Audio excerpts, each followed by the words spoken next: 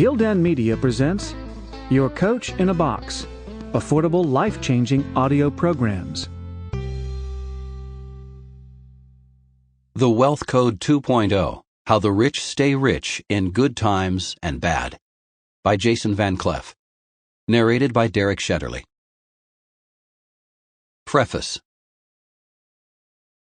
A frog placed in a pot of boiling water will jump out and save itself. If that same frog is placed in the pot with cold water and heat is slowly applied, it will boil itself to death. Running a wealth management firm in Los Angeles, California, I meet hundreds of people each year and discuss their finances. Nothing cuts more to the core than people and their money. With each passing year, as I see hard-working people who have had their retirement goals shattered time and time again by the stock markets, I question, is the stock market just a big pot of water with the heat slowly being turned on? If this book was written in a year like 1999 or 2006, most people would disregard it. The stock markets are great, they would say. It has made us a lot of money. In spite of the terrible correction between 2000 and 2002, the sense that all was right was the prevailing belief.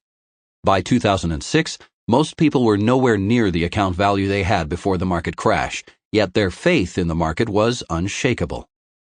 The heat was being applied to the pot of water, but most people stayed the course.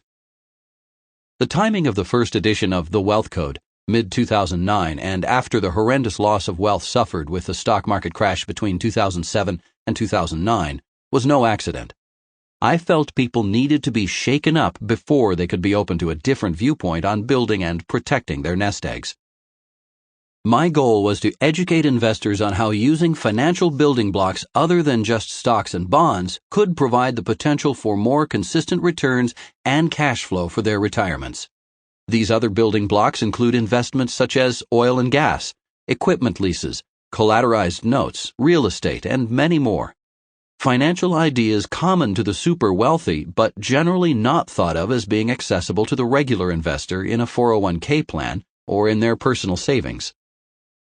Representing ideas of wealth, not Wall Street, has been a common saying to my clients for years now. The objective of this second edition is to further expand the ideas, applying lessons learned in the last 3 years since the first edition was published, and more importantly, to give people a new perspective and more control over their finances. After experiencing 12 years in the current bear market, which began in 2000, most people are beginning to realize that maybe the Sample complete. Ready to continue?